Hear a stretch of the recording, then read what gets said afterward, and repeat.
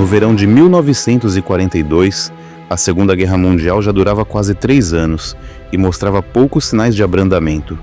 O conflito, que começou em 1939, quando a Alemanha nazista invadiu a Polônia, agora havia se espalhado muito além dos limites da Europa, e à medida que as potências do eixo buscavam expandir seus vastos impérios, os campos de batalha da guerra se estendiam da África à Ásia.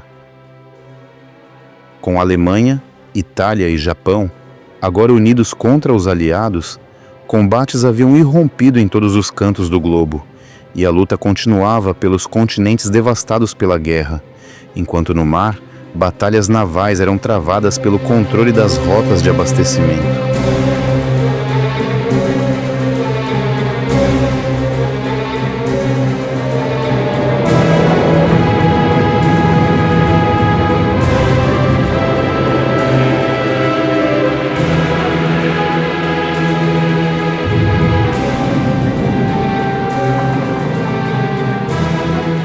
À medida que o eixo apertava seu domínio sobre as anteriormente tranquilas águas do Mediterrâneo, havia um risco crescente de que os aliados que lutavam no norte da África fossem isolados, e o futuro de sua ofensiva no deserto ocidental estava longe de ser garantido.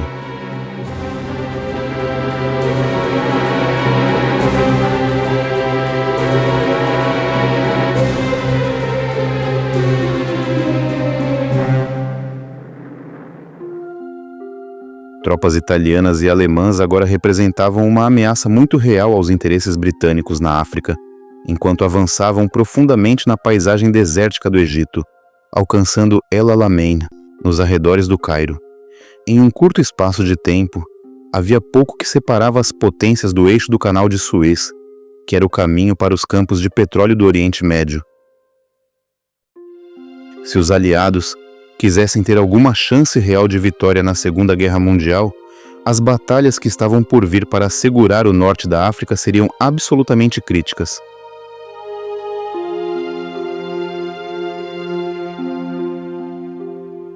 Ironia do destino, no entanto, as atenções do líder da Alemanha nazista não estariam inteiramente focadas no norte da África, já que a determinação de Adolf Hitler em destruir o comunismo provou ser mais forte do que seu desejo de penetrar no Egito. Na frente oriental, enquanto os tanques alemães avançavam mais profundamente na Rússia, em julho de 1942, a Batalha de Stalingrado já estava em pleno andamento. Enfrentando um conflito amargo, Joseph Stalin, o líder russo, convocou uma grande guerra patriótica contra o inimigo e, com toda a força do Exército Vermelho Soviético para enfrentar, as tropas do Terceiro Reich de Hitler estavam destinadas a ficar ocupadas por algum tempo.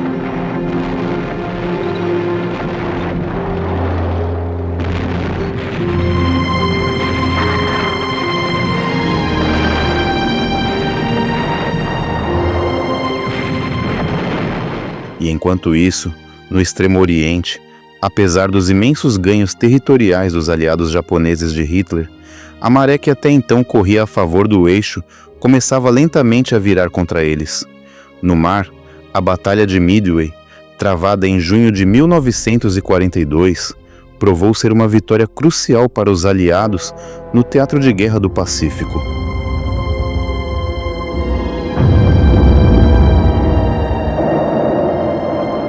Os americanos causaram danos irreparáveis à frota do Japão, incentivando os soldados dos Kameawis, que agora estavam prontos para sua primeira ofensiva nas Ilhas Salomão.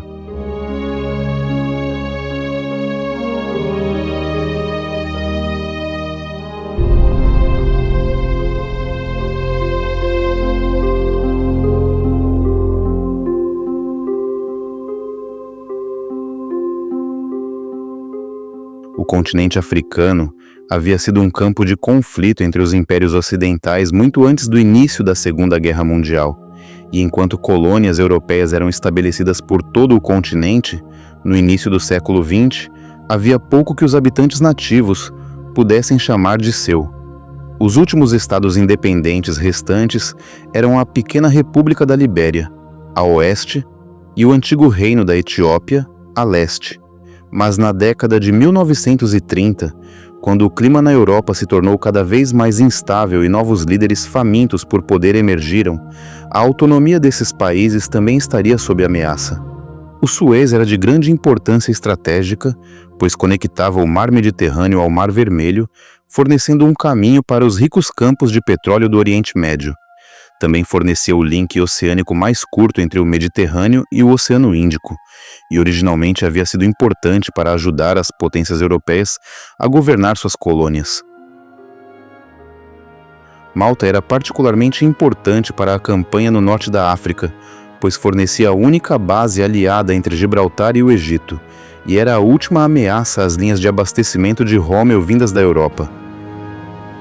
O primeiro-ministro britânico, Winston Churchill, considerava a ilha um porta-aviões inafundável, mas à medida que as tropas de Rommel avançavam na Líbia, repelindo a força do deserto ocidental e avançando para o leste em direção ao Egito, o controle do eixo sobre o Mediterrâneo se apertaria, e em 1942, quase nenhum navio conseguiria chegar a Malta.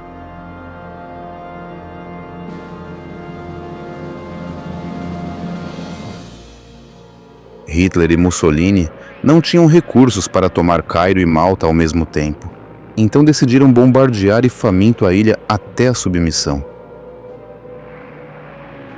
Ela se tornaria uma das áreas mais intensamente bombardeadas na guerra, com cerca de 250 ataques por mês, nos primeiros 6 meses de 1942.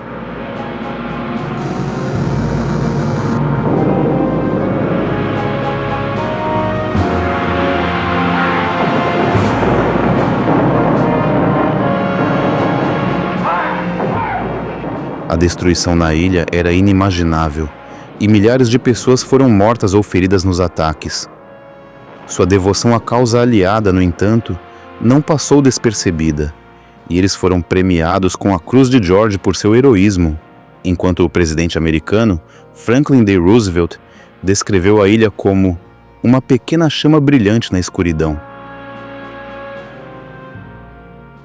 Mas enquanto os suprimentos diminuíam e as forças navais aliadas lutavam para chegar a Malta, os comandantes aliados perceberam que seria apenas uma questão de tempo antes que a ilha se rendesse. Rommel, enquanto isso, estava se aproximando do Egito, e após semanas de batalhas exaustivas, em 20 de junho de 1942, ele havia capturado Tobruk. 10 dias depois, seus panzers chegaram a El Alamein, uma estação ferroviária na costa do Egito, a apenas 60 milhas de Alexandria. Enquanto a posição aliada se deteriorava dramaticamente, Churchill se recusava a ser derrotado por Adolf Hitler e estava determinado que a batalha para esmagar o eixo deveria continuar. It will come when British and American armies march into countries not as invaders but as liberators. And when from the soil that spring up in passionate hope and valiant effort the peoples who have been held down under a cruelest of barbarian yoke. Embora Churchill estivesse determinado a derrotar Hitler, a situação britânica era agora crítica.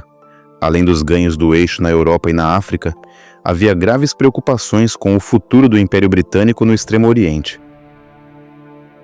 Singapura havia caído, assim como Burma, e o risco de que os japoneses pudessem atravessar a fronteira para a Índia e atacar pelo leste não podia ser ignorado. Enquanto isso, à medida que os alemães avançavam na Rússia, aproximando-se do Cáucaso, havia a possibilidade de que novos exércitos alemães pudessem descer do norte através do Irã. Somando-se à ameaça representada pelos japoneses e por Rommel, isso significava que as forças britânicas no Oriente Médio poderiam ter que enfrentar o inimigo de 3 maneiras. No final de junho de 1942, no Egito, o pânico já estava se instalando, e no Cairo, os britânicos começaram a queimar documentos confidenciais, antecipando a chegada das tropas de Rommel a qualquer momento. Enquanto isso, todas as medidas foram tomadas para atrasar o inimigo, inundando áreas ao redor do rio Nilo e construindo posições defensivas a oeste de Alexandria. Wavell, que originalmente havia liderado o comando do Oriente Médio, havia sido substituído por Claude Auchinleck, que anteriormente comandava o exército indiano. Auchinleck, no entanto, não havia tido muito sucesso desde sua nomeação um ano antes e foi criticado por ter pouca experiência ou compreensão das tropas britânicas ou do domínio. A Força do Deserto Ocidental, que agora havia mudado seu nome para o 8º Exército, era composta por divisões de todo o Império Britânico, incluindo África do Sul, Austrália e Índia. A confiança que tanto os comandantes do domínio quanto os britânicos tinham em Auchinleck estava diminuindo no verão de 1942, no entanto, e as relações estavam consideravelmente tensas. No entanto, o destino do Egito agora estava em suas mãos, e o futuro de Auchinleck dependia de seu sucesso. A Força Aérea Aliada do Deserto também desempenharia um papel proeminente na defesa do Egito, e quando Rommel iniciou o ataque a El Alamein, em 1º de julho de 1942, causariam danos consideráveis às unidades que avançavam. Os aviões da RAF bombardearam pesadamente as já frágeis rotas de abastecimento e enquanto colunas móveis britânicas atacavam pelo oeste e pelo sul, logo os homens de Rommel estavam exaustos e sem suprimentos.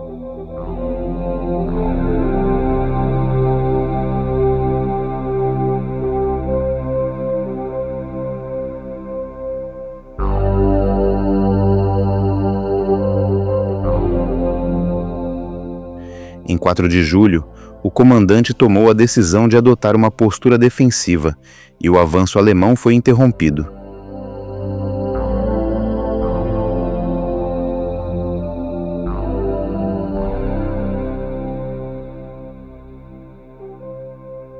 Para Churchill, isso não era suficiente.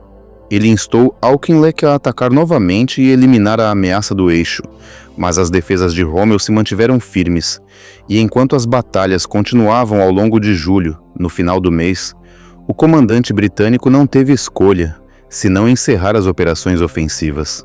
O fracasso confrontou Churchill em um momento particularmente difícil, pois ele estava prestes a informar o líder soviético, Joseph Stalin, que uma invasão anglo-americana da Europa não seria possível até que a campanha africana fosse concluída. Stalin vinha lutando contra a Alemanha nazista desde junho de 1941 e, enquanto os russos lutavam desesperadamente para deter o avanço das tropas de Hitler, o líder soviético vinha pressionando Churchill para abrir uma segunda frente há algum tempo.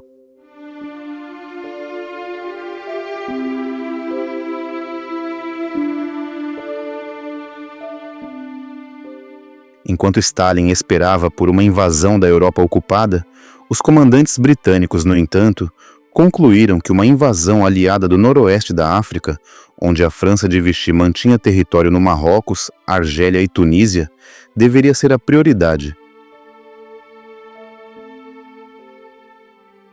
Isso melhoraria o controle naval do mar Mediterrâneo e ajudaria a abrir caminho para uma invasão do sul da Europa em 1943.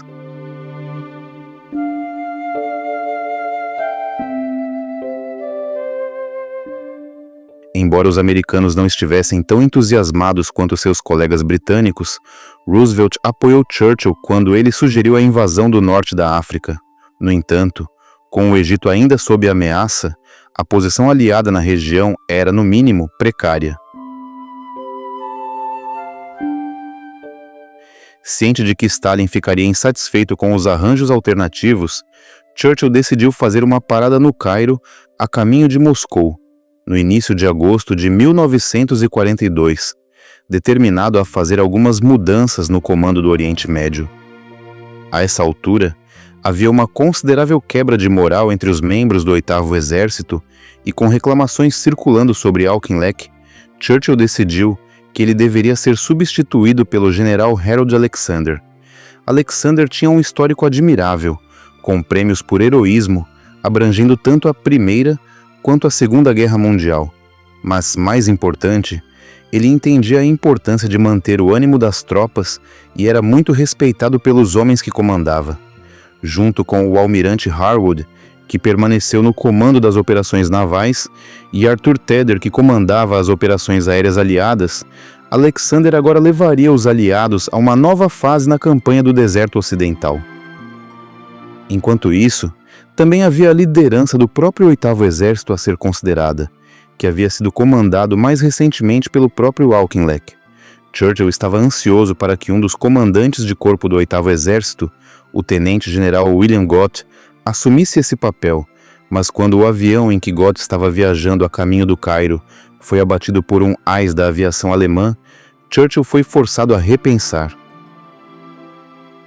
Sir Alan Brooke, o chefe do Estado-Maior Imperial, havia inicialmente recomendado que o tenente-general Montgomery, que liderou tropas na Batalha da França, comandasse o 8º Exército, e embora Churchill tivesse descartado a sugestão anteriormente, com a perda de Gott, parece que ele não teve escolha. Em 7 de agosto, Montgomery assumiu seu novo papel como líder do 8º Exército, e sua dedicação às tropas e popularidade entre seus homens ajudariam a transformar não apenas o exército, mas também a sorte dos aliados na África. Embora as mudanças no comando do Oriente Médio certamente melhorassem as chances dos aliados, Churchill ainda precisava confrontar Stalin com a notícia de que a África teria prioridade sobre a Europa. Ele chegou a Moscou em 12 de agosto para discutir a situação com o líder soviético, mas embora Stalin inicialmente tenha argumentado por um ataque à França, o primeiro-ministro britânico conseguiu convencê-lo. Ele explicou que, ao tomar o norte da África, poderiam ameaçar o ventre da Europa de Hitler ao atacar a Alemanha através da Itália, e assegurou ao líder soviético que, enquanto isso, forças americanas e da Commonwealth seriam reunidas na Grã-Bretanha, prontas para a eventual invasão da França através do canal.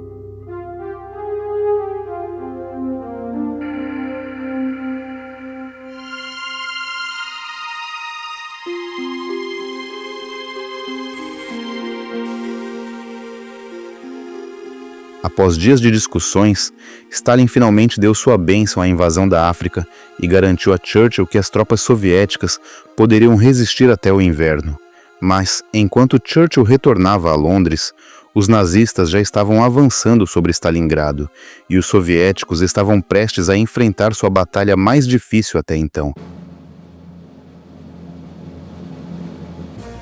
Quando Adolf Hitler ordenou a invasão da União Soviética em 1941. Ele tinha vários objetivos estratégicos, que incluíam tomar Leningrado, ao noroeste do país, Moscou, a capital da União Soviética, ao centro, e Stalingrado, ao sul. Mas até então, a conquista da Rússia estava se mostrando mais difícil do que o líder nazista havia esperado. Embora as tropas de Hitler tenham chegado a Leningrado em setembro de 1941, aqueles que defendiam a cidade se recusaram a se render, e o cerco de Leningrado continuaria por mais 2 anos e meio.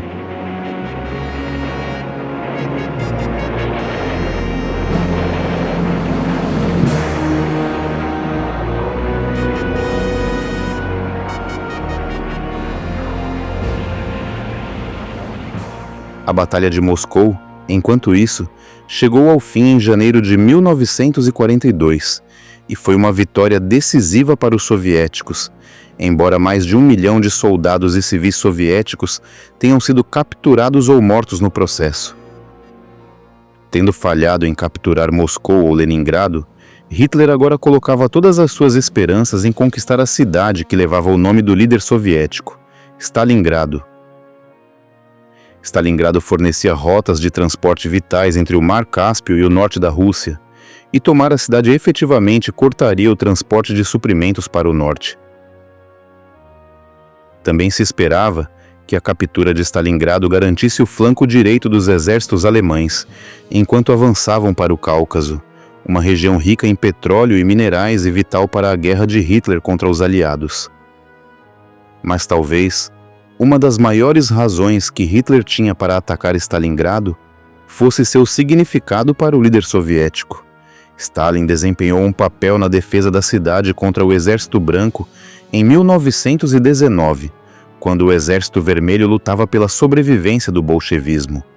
E quando ele chegou ao poder como líder da nação comunista na década de 1920, decidiu mudar o nome da cidade, que originalmente era Tsaritsyn, para Stalingrado, em celebração ao seu papel na Revolução Russa. Tal simbolismo não passou despercebido por Adolf Hitler, mas enquanto o ditador nazista era movido por seu desejo de destruir o comunismo, seu Estado-Maior queria atacar novamente na direção de Moscou, na esperança de esmagar o restante das forças militares soviéticas.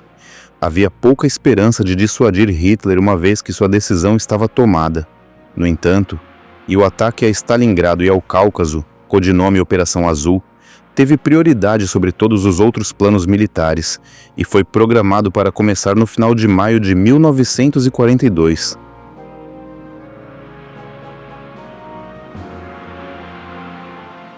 Enquanto isso, os soviéticos haviam recebido uma forte indicação do mais recente esquema nazista.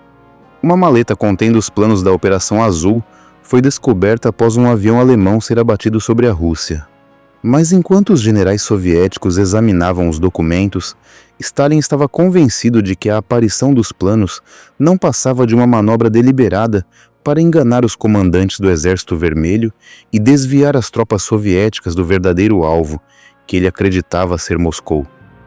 Por enquanto, a proteção da capital continuava sendo a prioridade de Stalin, mas enquanto as tropas nazistas se preparavam para o avanço, os verdadeiros motivos de Hitler logo ficariam claros. Um mês depois do planejado, em 28 de junho de 1942, a Operação Azul finalmente começou, e as tropas do Grupo de Exército Sul avançavam com força pelas desoladas planícies russas em direção ao seu objetivo. As forças do eixo foram divididas em dois grupos. O Grupo de Exército Sul A, comandado por Wilhelm List, e que incluía o 17º Exército e o 1º Exército Panzer, que avançaram em direção ao Cáucaso no extremo sul. Enquanto isso, o Grupo de Exército Sul B, que incluía o 2º Exército do general Hans von Salmuth, o 4º Exército Panzer e o 6º Exército do general Friedrich Paulus, marchava para o leste em direção a Stalingrado e ao rio Volga.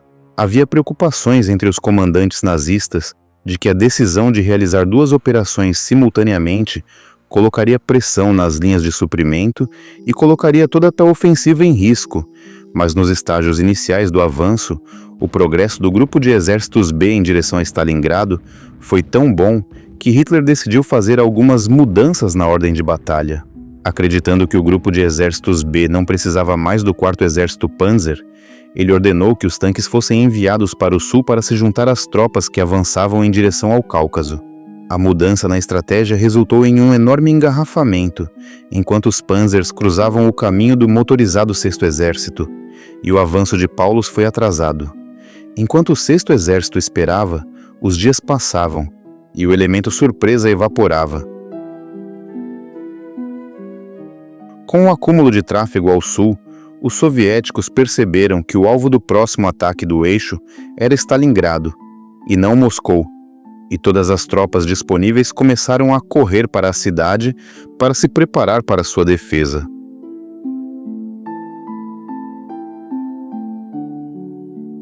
O general do Exército Vermelho, Andrei Yeremenko, foi colocado no comando e consolidou as forças que tinha na margem leste do Volga para se preparar para a aproximação. Mas, Uma vez que o grupo de exércitos B estava pronto para avançar novamente, seu progresso foi mais rápido do que nunca, e em breve, o 6º Exército de Paulus alcançou o rio Don, que ficava de apenas 40 milhas a oeste de Stalingrado e do Volga. Combates ferozes ocorreram enquanto os soldados soviéticos na área faziam tudo o que podiam para conter o avanço do eixo, mas todos os seus esforços seriam inúteis. Em 21 de julho, mais de 100 barcos de assalto começaram a cruzar o Don, e em poucas horas uma cabeça de ponte foi estabelecida em sua margem leste. Os soviéticos colocaram o maior número possível de homens na margem de 40 milhas que separava o Don do Volga, mas logo as defesas russas começaram a desmoronar, e parecia que pouco restava para impedir o avanço do eixo em direção a Stalingrado. Em uma tentativa desesperada de impedir o colapso soviético, Stalin ordenou que cada grão de solo russo fosse defendido até a última gota de sangue, ameaçando com a morte aqueles que recuassem. Enquanto isso, qualquer pessoa forte o suficiente para segurar um rifle foi enviada para defender a cidade, e os civis foram ordenados a cavar trincheiras e fortificações ao redor de seus arredores. Ninguém estava isento do esforço para salvar Stalingrado, e mulheres e crianças trabalharam tão arduamente quanto os soldados para impedir que os nazistas tomassem sua cidade. No entanto, no final de agosto, a batalha estava prestes a se tornar mais difícil do que nunca, pois a Força Aérea Alemã, a Luftwaffe, começou seu ataque aéreo.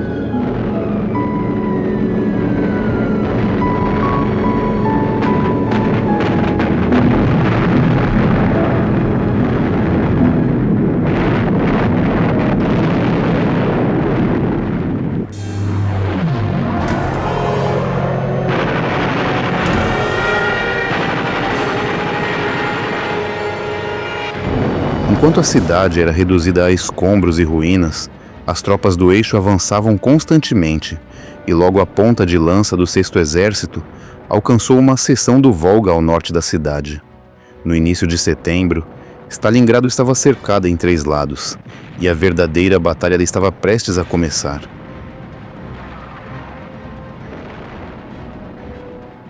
Dois meses após o início da ofensiva, os limites da cidade foram finalmente penetrados pelas tropas de Paulus, e as forças do eixo invadiram a cidade em uma dúzia de lugares. Pouco depois, os nazistas cortaram a linha ferroviária que atravessava a Rússia de Stalingrado a Moscou, destruindo uma das rotas de suprimento mais importantes do país. Tropas e suprimentos agora só podiam chegar a Stalingrado através do Volga, por trás da cidade.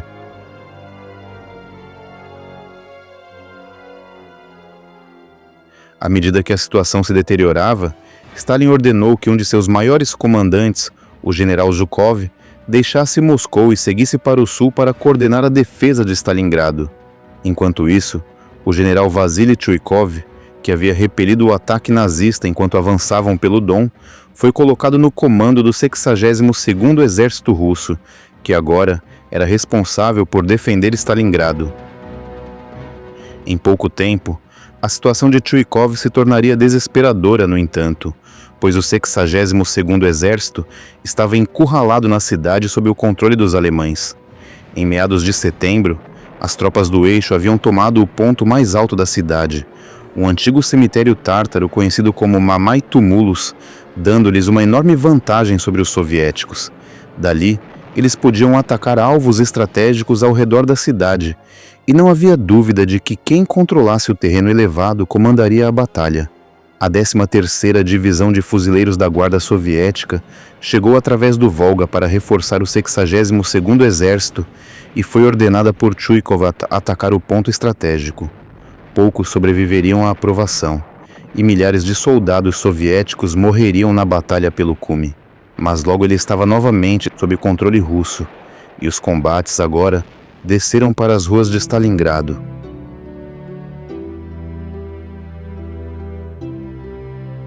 A batalha se tornaria uma das mais sangrentas da Segunda Guerra Mundial, enquanto o eixo lutava contra os soviéticos por cada ruína, porão e escadaria na cidade.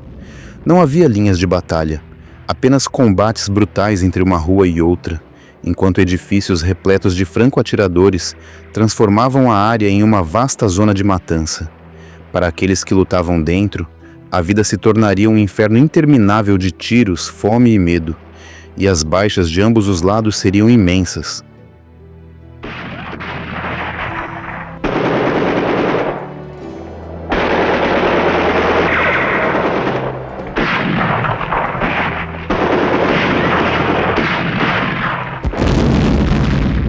Enquanto a guerra de Stalin contra o eixo continuava, era evidente que uma segunda frente para aliviar a pressão sobre as tropas soviéticas não poderia chegar um momento sequer tarde demais. Mas a invasão do norte da África, que Churchill havia prometido ao líder soviético, ainda estava nos estágios iniciais de planejamento, e desacordos entre comandantes americanos e britânicos começavam a ameaçar o progresso de qualquer invasão. As preocupações nesta etapa giravam em torno de onde os desembarques no território africano francês deveriam ocorrer. Churchill queria desembarcar tropas o mais próximo possível da base do Afrika Korps de Rommel e defendia o desembarque na fronteira oriental da Argélia, perto da Tunísia, mas o chefe do Estado-Maior do Exército americano, George C. Marshall, queria limitar os desembarques ao oeste da Argélia, e parecia estar planejando um ataque em uma escala muito menor do que Churchill havia imaginado. Desconcertado, o primeiro-ministro britânico lembrou ao presidente Roosevelt que os aliados haviam prometido a Stalin uma séria distração para desviar os esforços alemães da União Soviética. E sempre diplomático, Roosevelt garantiu que um compromisso fosse encontrado que agradasse tanto os comandantes americanos quanto os britânicos. Foi decidido que haveria 3 desembarques simultâneos. Forças americanas desembarcariam em Casablanca, no Marrocos, bem como em Oran, na Argélia, enquanto uma força combinada britânica e americana desembarcaria em Argel, que ficava mais ao leste da Argélia e mais perto das tropas de Rommel.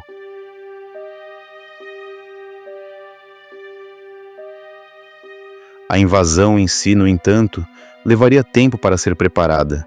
E enquanto soldados e fuzileiros navais dos Esquerxets eram mobilizados para o ataque e começavam a chegar à Grã-Bretanha prontos para sua primeira ofensiva europeia, parecia improvável que as forças americanas estivessem prontas para a invasão até o final do outono.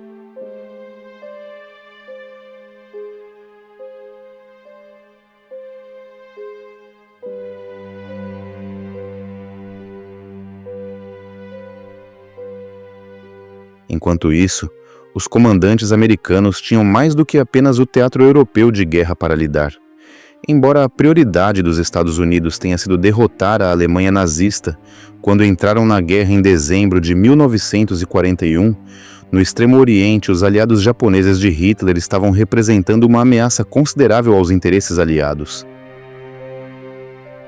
Durante os primeiros 6 meses da Guerra do Pacífico, os japoneses conquistaram centenas de milhares de milhas de território, abrangendo desde Burma, no leste asiático, até as ilhas do sul do Pacífico. Mas em maio de 1942, as forças americanas começaram a fazer algum progresso em conter o avanço japonês.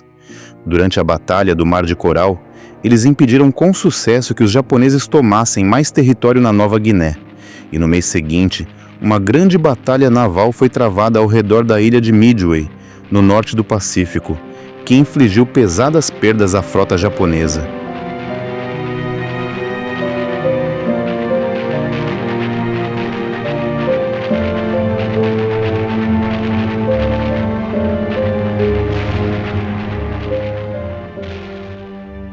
No entanto, o Império do Sol Nascente mostrava poucos sinais de aliviar sua campanha para conquistar novos territórios e, em meados de 1942, eles estavam construindo um grande campo de aviação em Guadalcanal, nas Ilhas Salomão.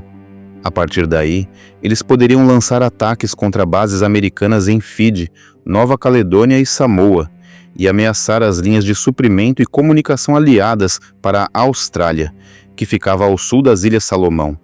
Enquanto as preocupações aliadas cresciam, o almirante Ernest King, comandante em chefe da frota dos Estados Unidos, propôs uma invasão da ilha de Guadalcanal e de outros pontos estratégicos ao redor das Ilhas Salomão, e os chefes de Estado-Maior combinados logo concordaram em lançar sua primeira ofensiva americana no Pacífico. Depois de passar 6 meses na defensiva, o contra-ataque aliado logo estava em andamento, e no final de julho de 1942, as primeiras divisões de fuzileiros navais haviam deixado suas áreas de treinamento na Nova Zelândia prontas para a batalha. Eles se moveram para o norte em profundo sigilo, e enquanto uma frente fria varria o Pacífico, puderam usar o clima como cobertura. Quando chegaram às Ilhas Salomão em 7 de agosto, os mares estavam calmos e os japoneses não tinham ideia de que um ataque estava prestes a ser lançado. A força de desembarque então se dividiu em 2 grupos, com um grupo atacando Guadalcanal e o outro atacando Tulade e a Ilha Florida. A princípio houve pouca resistência das tropas japonesas, que começaram a fugir após o bombardeio aéreo de aviões aliados ter aberto caminho para a invasão, mas no segundo dia a batalha começou.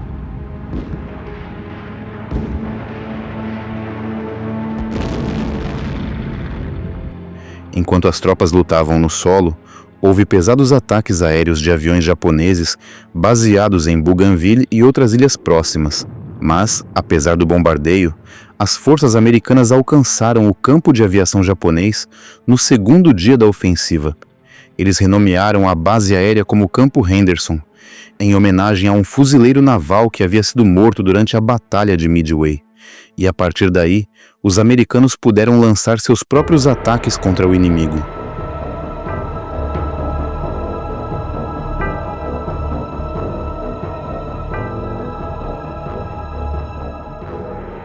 Ao longo de agosto, aeronaves e suas tripulações dos Komesemeut continuariam a chegar a Guadalcanal para repelir o inimigo, e batalhas aéreas entre as aeronaves aliadas no Campo Henderson e bombardeiros e caças japoneses de Rabaul, na Nova Guiné, continuaram diariamente.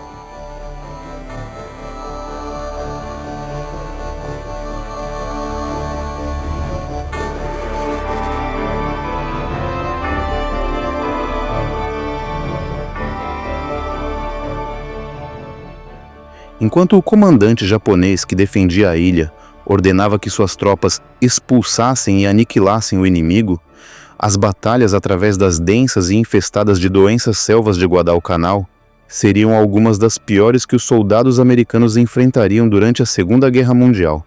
Enquanto isso, 800 milhas a oeste, havia um conflito igualmente difícil em andamento. Coordenado pelo comandante supremo aliado da área do sudoeste do Pacífico, General Douglas MacArthur, foi decidido que a invasão de Guadalcanal seria realizada ao mesmo tempo que uma ofensiva aliada na Nova Guiné, onde os japoneses estavam ameaçando conquistar território mais uma vez. Lições foram aprendidas na Batalha do Mar de Coral e, em vez de lançar uma invasão anfíbia, desta vez os japoneses decidiram montar um ataque terrestre através das imponentes montanhas Owen Stanley no final de julho. Seu alvo era uma cidade estratégica na costa sul da Nova Guiné, chamada Port Moresby, e a partir daí eles poderiam lançar novos ataques no nordeste da Austrália.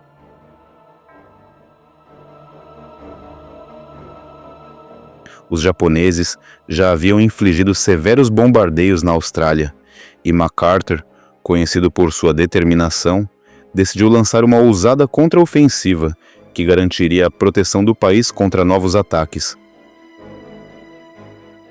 Se os japoneses ousassem atravessar as montanhas Owen Stanley, os aliados também o fariam, e MacArthur ordenou que as tropas experientes da 7ª Divisão Australiana, que haviam retornado de combates contra as tropas de Rommel na África no início do ano, se aventurassem profundamente na selva para repelir os invasores japoneses.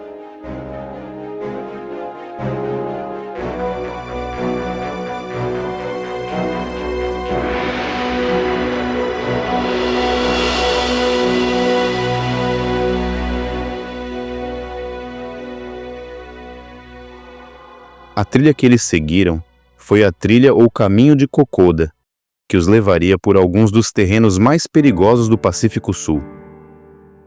Através de pântanos infestados de doenças, desfiladeiros profundos, e selvas escuras e úmidas, os australianos embarcaram em uma missão mortal para combater os japoneses. Havia pouca oportunidade para descanso, enquanto permaneciam em constante alerta para o inimigo, tanto de dia quanto de noite.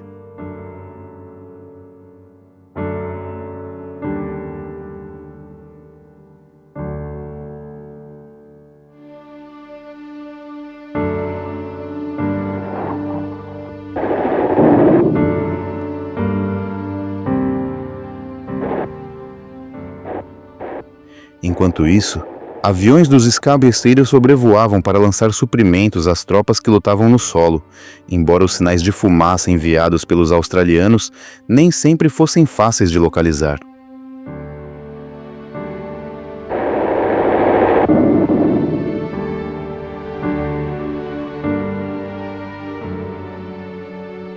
Felizmente, os povos nativos da Nova Guiné desempenhariam um papel vital na campanha da Trilha de Kokoda, cuidando dos suprimentos para as tropas quando eram deixados nas aldeias locais e cuidando dos soldados quando estavam feridos.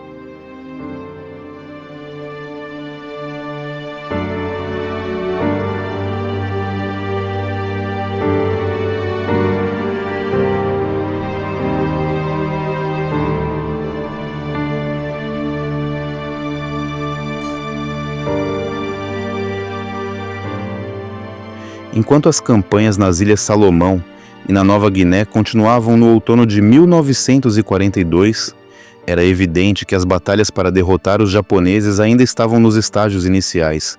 E enquanto as tropas australianas e americanas tentavam arrancar território das mãos do inimigo, palmo a palmo, era claro que a guerra no Pacífico seria um conflito longo e amargo. Na África e no Mediterrâneo, havia, no entanto, já um vislumbre de esperança no horizonte enquanto a batalha continuava contra as forças alemãs e italianas. Em agosto, uma operação foi lançada para levar suprimentos àqueles que lutavam desesperadamente em Malta, e 14 navios mercantes partiram de Gibraltar, protegidos por 2 grandes forças de navios de guerra. Durante toda a viagem, as forças aliadas sofreram pesados bombardeios de aviões do eixo, e muitos dos navios aliados, incluindo destroyers, porta-aviões e os próprios navios mercantes, foram afundados ou gravemente danificados durante a viagem para Malta. No entanto, até 15 de agosto, 5 navios mercantes conseguiram chegar à ilha, e embora o cerco de Malta não tivesse de forma alguma chegado ao fim, os suprimentos que trouxeram significavam que, por enquanto, a ilha poderia continuar a resistir, e a conquista do Mediterrâneo pelo eixo ainda não estava completa. Enquanto isso, na África, o moral das tropas aliadas que protegiam o Egito foi consideravelmente elevado pela presença do general Montgomery. Depois de assumir o comando do 8º Exército em 13 de agosto, ele se tornou um furacão de atividade, aparecendo regularmente diante das tropas e anunciando aos seus oficiais: "Se formos atacados, não haverá retirada. Se não pudermos permanecer aqui vivos, então permaneceremos aqui mortos." No final de agosto, Rommel fez uma última e desesperada tentativa de alcançar o Nilo, mas, provando ser um homem de palavra, Montgomery conteve o avanço nazista em 2 dias de combate na Batalha de Alam el-Halfa. A partir deste momento, o foco de Montgomery seria a preparação para um contra-ataque que ele estava determinado a levar a uma vitória decisiva contra as forças de Rommel.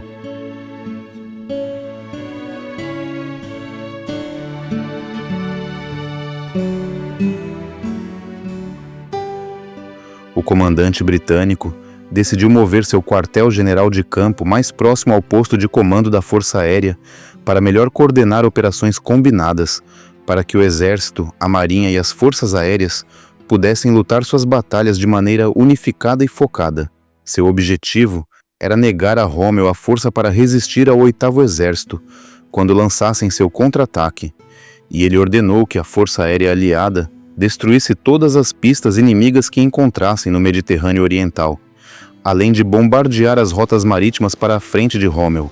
O comandante britânico também concentrou ataques aéreos nos portos inimigos no norte da África, para que, se os suprimentos conseguissem passar, fosse praticamente impossível descarregar os navios quando chegassem. Enquanto isso, de Benghazi a El Alamein, havia bombardeios regulares das tropas de Rommel. O esforço combinado teve o resultado desejado, e dentro de um mês menos da metade dos suprimentos de Rommel estaria chegando. Em breve, as mesas seriam viradas no norte da África, e enquanto os preparativos continuavam para a invasão do noroeste da África, não demoraria muito para que o eixo enfrentasse um ataque em duas frentes. Rommel sabia muito bem que as forças da comunidade britânica logo seriam fortes o suficiente para lançar uma ofensiva contra seu exército, e sua única esperança agora era que as forças alemãs que lutavam na Batalha de Stalingrado pudessem derrotar rapidamente as tropas soviéticas. Os alemães avançando pelo Cáucaso poderiam então ameaçar o Irã e o Oriente Médio e afastar as tropas britânicas de sua linha de frente. Mas as esperanças de Rommel seriam todas em vão, pois em Stalingrado os russos estavam planejando um contra-ataque monumental, e com o inverno de 1942 se aproximando, as marés da guerra estavam prestes a mudar.